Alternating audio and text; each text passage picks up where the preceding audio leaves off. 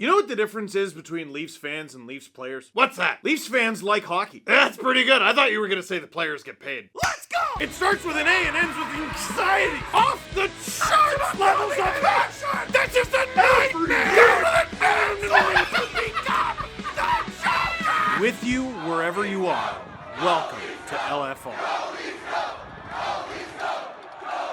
Leafs lose, embarrassment to garbage against the Edmonton Oilers at home on Hockey Night in Canada. Would you believe me if I told you this LFR video has a sponsor? And would you believe me if I told you it was for pain relief? This LFR is brought to you by Genacol. Hey, joint stiffness doesn't care how old you are. A lot of people in their 20s, 30s, and 40s already feel tight knees and stiff hips after training. Shoulders don't rotate like you used to. I always think when I'm playing hockey or running around with the kids, I don't need to worry about pain. But then after I'm done doing these things, I realize, boy, was I wrong. Whether it's morning stiffness, tight knees, or mild aches throughout the day, these are signs that your joints need some support, and that's where Genacol comes in. Genacol is a proudly Canadian company, clinically studied and scientifically backed to support mobility and daily comfort. Genacol offers natural, clinically proven solutions to help you and your joints now so that you can stay active longer. Head to genacol.ca and use the promo code SDP25G for 25% off. That's code SDP25G for 25% off at GENACOL.ca. And now, back to LFR.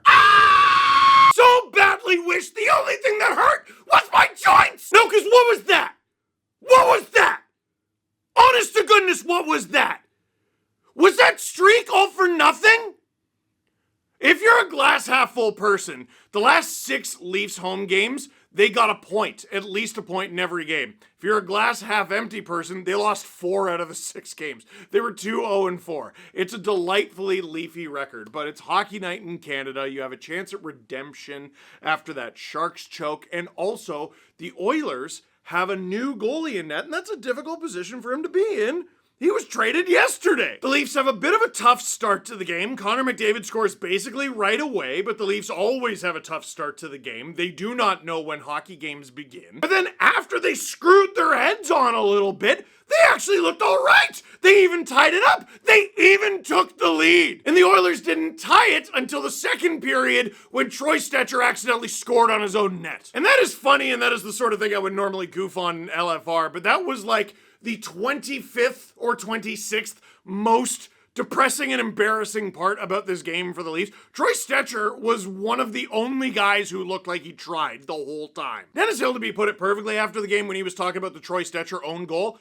Happens. But sometimes happens, and sometimes you are and there is an enormous difference between the two, and you are far more likely to win a game when happens as opposed to you are. The game is tied. Connor McDavid does Connor McDavid things with 31 seconds to go in the second.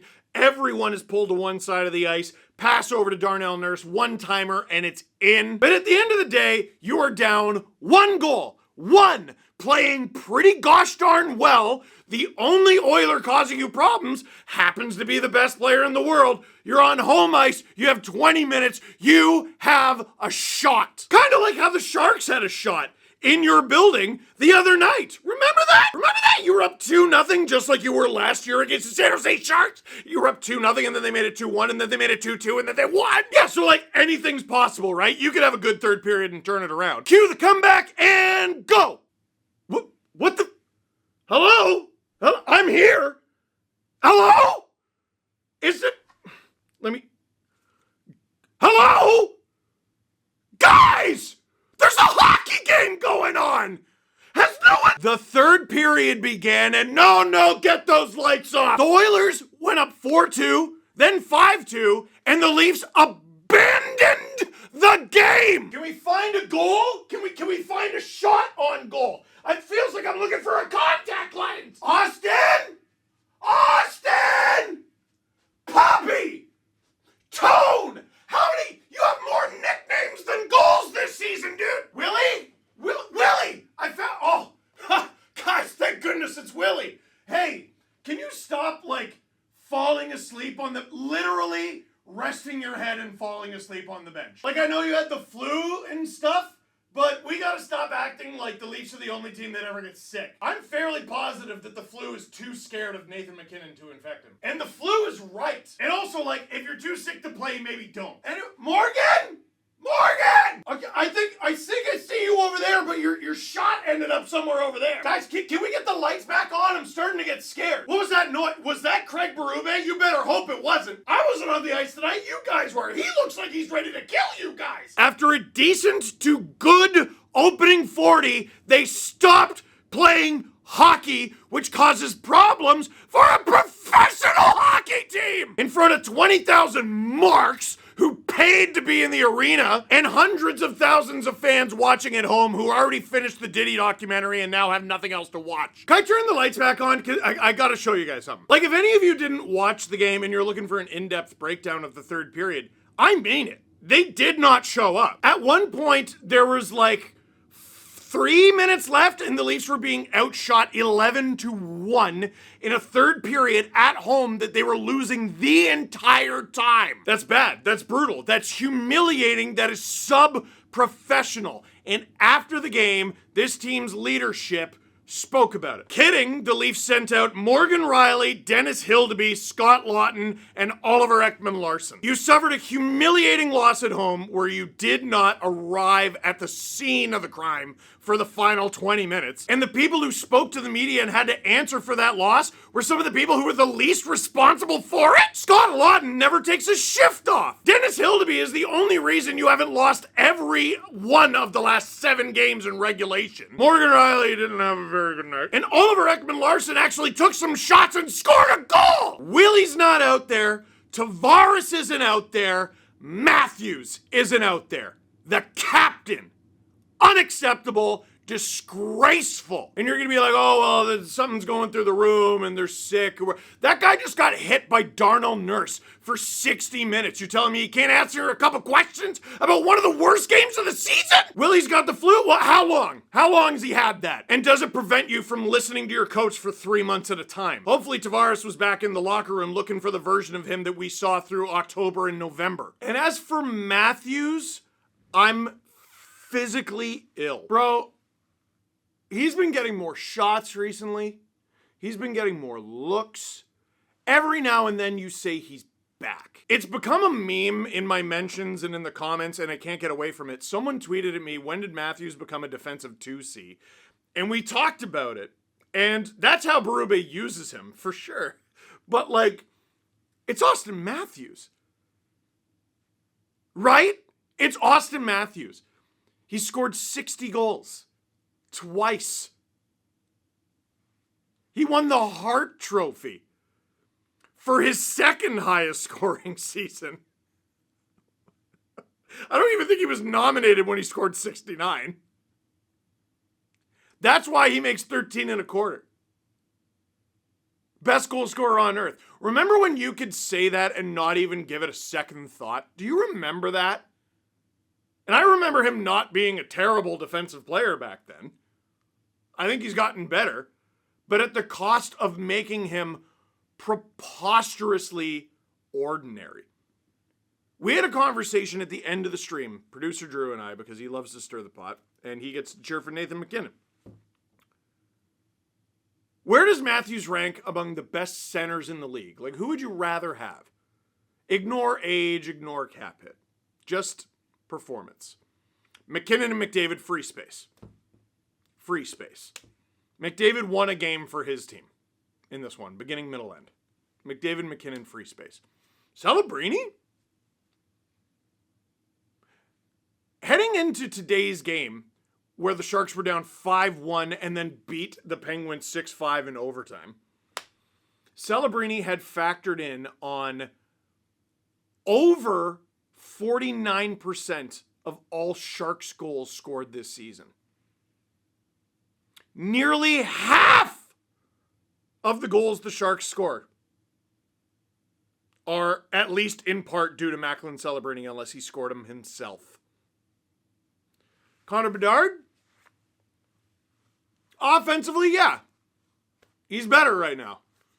Overall, that's tough. I don't know if I give him that yet. Sid, in his big ass age, yeah. Like, leaps and bounds, yeah. Way better. Way better. Oh! Draisaitl! He's not even a full-time center, and he's better at it. The name we came to was Mark Scheifele. Mark Scheifele is currently a better offensive player than Auston Matthews. Matthews is a far superior defensive player. Scheifele's not that good at that, but is that where we're at? Here's what I wanted to show you. The Blue Room? Look at all this stuff on the wall, right? Look at all this. Look at all this. It looks like I got it all. Looks like I spent a fortune on this. No. Most of this is stuff I got at the flea market or like on Craigslist. There's a few gifts and like pieces of art as well. The vast majority of this room didn't cost money. It didn't. Not much. Flea market stuff. I bought 2 things as a treat to myself. 2 things that cost a pretty penny. Because I spend a lot of time in here. And I just wanted some pretty things for myself. One of them is a signed photo of Felix Potvin fighting Ron Hextall, signed by both guys. It's awesome. The other is this. It is a signed photo of Auston Matthews scoring his 60th goal for the first time. Jeff Blashill looks so upset. It says 60th goal in the signature. This is the 7th one out of 34. There's only 34 of these in the world. And these 2 Scottish flag looking things are not Scottish flags. These are 2 pieces of the net that he scored it on. And it hangs above the camera I shoot these videos on. And I want to take it off the wall. Because it makes me so sad. It makes me so depressed.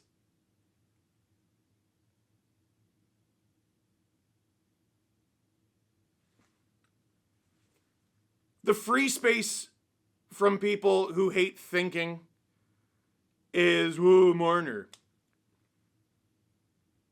This dates back to last season at least, when Matthews was day-to-day and then went to Europe mid-season for some mystery treatment. Still never really looked all that good. Huh? Didn't look the same anyway. And now this season he's like, I'm fine. And I wish he would stop saying that, because then you're just bad. And like, his bar for bad is very different. He's still an excellent hockey player. He's paid like one of the best hockey players, because that's what he was. And that's what he isn't. And if you think I'm laying it on a little thick, here was Craig Berube after the game. On account of Matthews and Tavares didn't talk. Berube on the Leafs' performance tonight. I talked to the team after the game. Our leaders got to take control a lot more than they are right now. To me, that's all a mindset.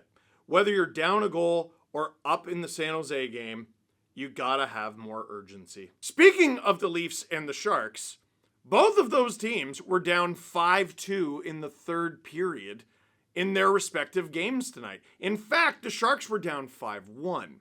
Now, did they, A, give up and stop playing hockey immediately, even though that is their chosen profession?